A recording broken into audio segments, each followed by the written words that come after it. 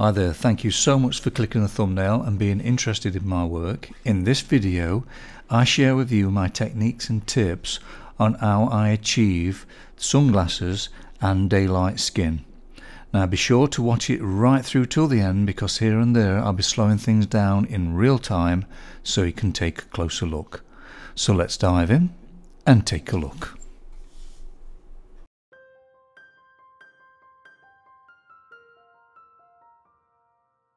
Right, doing the outline, I prefer to do the actual freehand style, so I place the centre point in the middle of my board and a centre point on my reference image and worked out from there. And big shapes first, and then just using imaginary angles to find where the location of each point is. The pencil I'm using is a 708 Carbothello pencil. I'm using the Faber-Castell putty rubber, which is amazing because it rubs out this pencil very well and you can't see where it's been, and it don't damage the pastel matte surface. So I started off putting faint lines in and then start tightening them up then and getting more of a sort of accurate drawing, and I'm measuring from one to the other using horizontal planes and vertical planes to find the location. Now I use the actual putty rubber to mould and shape the lines as well, so I put the line in and then just mould it to the right shape. Now I'm just quickly going through this outline, but if you're wanting to see this as a complete actual study, real-time audio, real-time video, it will be on my Patreon as a 6-hour long video, so you can actually hear me thoughts and awarenesses as I am actually painting. So I'm discussing how I'm feeling, what I'm doing step by step. So if you want to check that out, please check out my Patreon. I'll leave a link in the description below. Quite an intriguing reference image here, because there's an actual image of a person feeding ducks in the reflection, so that's quite great to do. Now for the underdrawing, these selection of pencils I used. There's quite a few blues there because at this point I wasn't sure which one I was going to use for this particular image. Like always, I start with the white, but more pressure where it's more lighter and less where it's more mid-tone. Decided to use grey and white just to shape the actual frame. Great thing about grey is that it don't make the colours muddy when you put on top. So it's a good colour to use as a base colour if you get stuck. So if it's anything complicated, sometimes it's a good idea really just to use the grey and white. Now the perfect colour combination for skin tone is yellow ochre, warm red and ultramarine blue, and then what I use is the olive green to desaturate the red for the shadows. Now there's 3 stages to me painting. There's the outline stroke underdrawing, then the rich colour, then the detail stage. So the underdrawing is not about actual details, it's all about just getting the shapes correct and correcting the outline accordingly. Now I'm not concerned about it looking scratchy, it's just a matter of just placing them colours in there, just get an idea of form. Applying the pastel very lightly so it just fills the tooth up slightly, just enough so when you put the subsequent layers on it makes it more free flowing. It acts as a vehicle really, so it's a lot easier to move the pastel around later. The reference image I've used is of my beautiful great niece Faith. Now I'm connecting to her energy even at this stage, so I'm feeling how she feels, putting that into the actual portrait at this early on stage. And the way you do that is, like I say, just open the heart, let go of the mind and just connect and be one with the subject. Even though this is about sunglasses and the skin, it's not just about that, it's about the energy and the feeling that you get from the portrait. So I'm putting white down in the lighter areas and then just going straight with colour in the darker areas. But what that does, it just this light then will shine through when you glaze the colour on the top. If you're enjoying this video, why not subscribe? It's absolutely free, then you're sure not to miss any of my future videos. I feel doing the underdrawing as well keeps everything nice and relaxed, because you've got something down, you've started, so you're not starting from the scratch, putting the rich colours and the details in. If you build it up in layers, it becomes a lot easier and more fun. Just see it as play and just really enjoy the process. Here's a selection of Caran colours I'll be using. I might even add to these as I go along. Getting this sky colour in first. This is the lightest area of the painting, so I'm just putting that in. It's like a blue-grey colour, but then I'm mixing the primary colours into that to get the subtleties. So it's always a good idea to get a colour that is similar, then just mix it up with the primaries on top. Seems to do the trick. There's a part even brighter than this, which is a highlight on the top of that rim there. So I'm using the Rembrandt white, which is really rich in pigment, and that really stands out. So now for the darkest areas, I'm using these two blacks, which is the Carbothello black, and this is the Caran black, which is 009. So what I tend to do is get the lightest area in, and now working on the darkest area. Then it gives me an idea then of the values, and I can gauge it better what's needed in between those two extremes. So laying the black on really light to start with, and then I'll mix it with other colours to give it depth, because black on its own seems to be flat. So if you add colours to it, whichever colour is needed, it actually gives it that depth what you require really. So just be sure to add something to the black. Another important factor to be aware of as well is the chroma as well. So not only do you need to get the values correct, but it's the chroma, or how vibrant a colour is. So some glows more than others. So I'm working on what is the most vibrant, and also what's the most light and what's the most dark with this picture at the moment. And then from that, once I've gauged all that, then it becomes easier then to work out what sort of value chroma is needed for the other colours.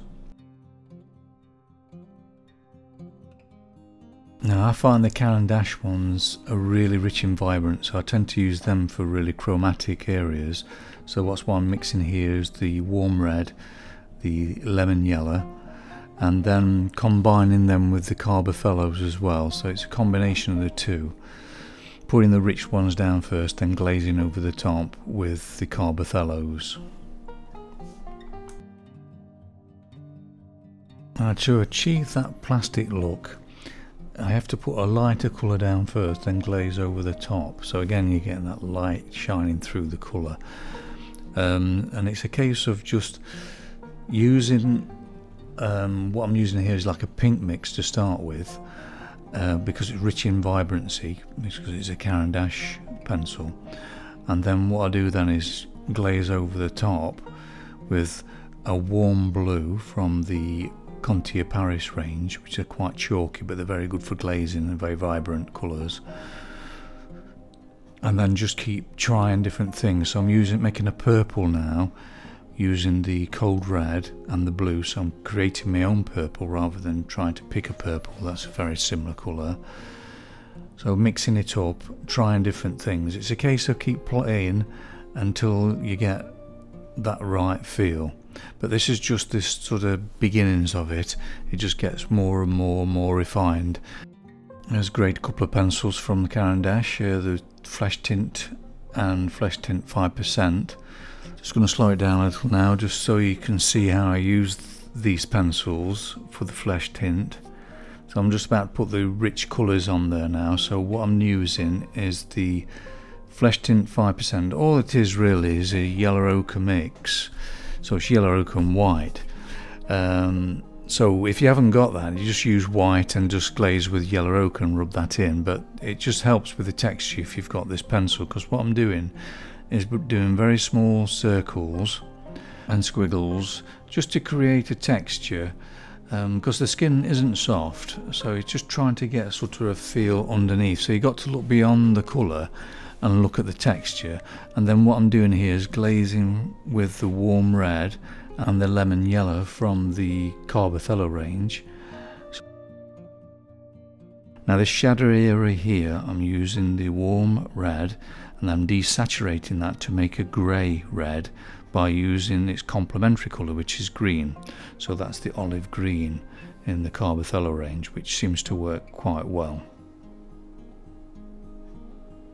So basically, to add chroma, add a little bit of lemon yellow.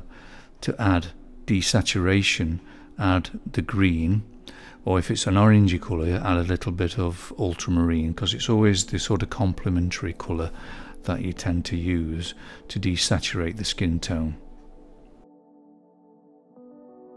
If you enjoyed this video, why not give it a like and share it with your friends? It would mean so much to me, as this would help my channel to grow.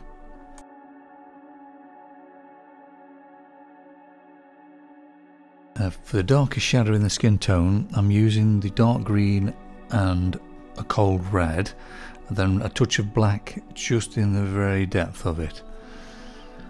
Now for the eyebrows, I'm using brown, ultramarine blue and a touch of cold red.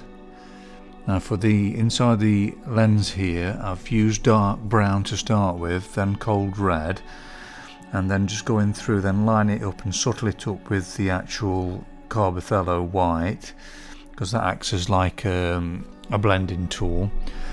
Now you can't see any detail of the eye underneath this lens, so just see it as shapes and light and colour, and then just sort of feel your way through it. Don't get fixated about, oh, it's an eye, so don't name an eye, just see it as light and shade, and then it'll all just fall into place for you. Because if you focus it on it too much of an eye, you put too much detail in it and it'll throw it all off. It has to be really subtle.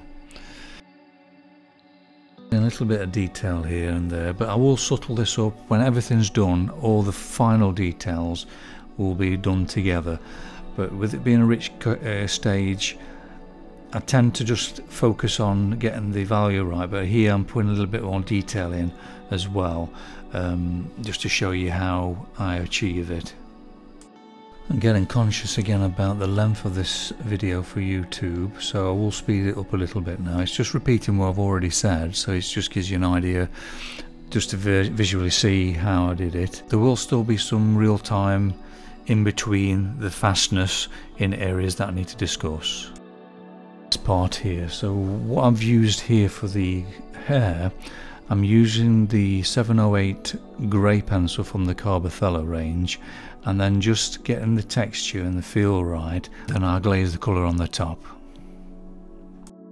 While you're watching this, I'd just like to take this opportunity to thank my Patreons for all their wonderful support every month for pledging. I really appreciate it.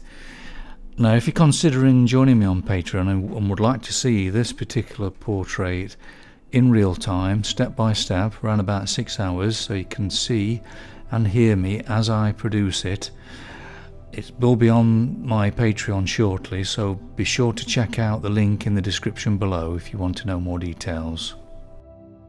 Just slowing things down again so you can see how I'm putting the detail in the rim there, and the key is to keep your pencils nice and sharp. I do sharpen my pencils with a knife, and then I use the edge of the pencil rather than the point, and I'll just keep turning the pencil to find a new edge.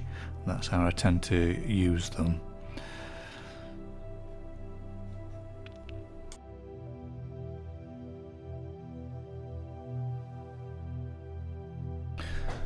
Right, slowing it down in places now so you can see how I'm putting the details in. Now I'm using a dark ultramarine blue and a cold red, and then a burnt umber to create that purpley browny colour what I'm doing here. Using different blues, sky blue, this is a warm blue in there I've put in. This little figure, I'm using a bit of burnt umber just to define it in certain areas. Just be loose with it, don't try and put every little detail in, just try and feel the figure. Like they say, and less is more, so it's a suggestion here and there. just to make it believable. Using different greens with burnt sienna to create the sort of green I'm looking for. Using burnt umber now with the blues to create the shadow on the water there. Also with the cold red, creating all sorts of different subtleties. It's quite interesting to do actually. It's like a little miniature landscape in the lens there. Quite fun to do. Using burnt umber now, because burnt umber and green makes nice colours, shadows in the green.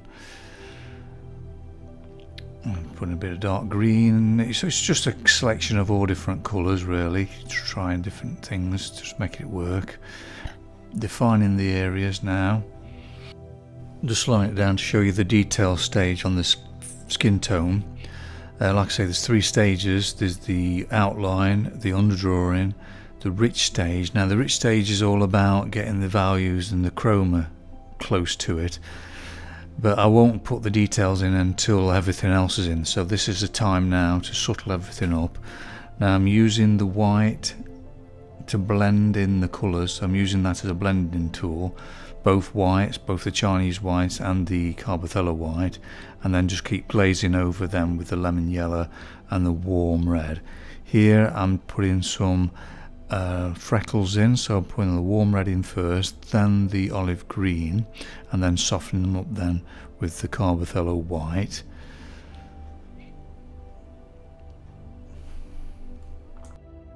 And this is a time really to sort of connect and melt into the energy and feel the connection to the subject, and try and feel the energy flowing through that reference image and let it flow through your hands.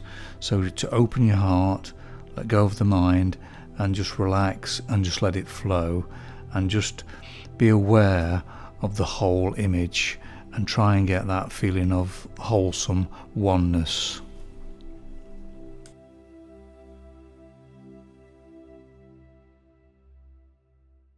Real time here just to show you how I'm putting the details in the eyebrows there, just using the flesh tint and just being sort of very loose with it, and then using the other flesh tint, the 5%, and the combination of the two, and then just using burnt umber then, and just very lightly lay the colour on. So you're just putting very, very fine whiffs, and then what I'm doing is glazing over them with the cold red and the umber, and just a combination of just trying to get things nice and subtle really. Hope you've enjoyed this study. Here's the study at the correct angle rather than being in perspective on the easel. If you're interested in seeing more of my work, here's some links that you might be interested in. Thanks for watching, appreciate it, take care.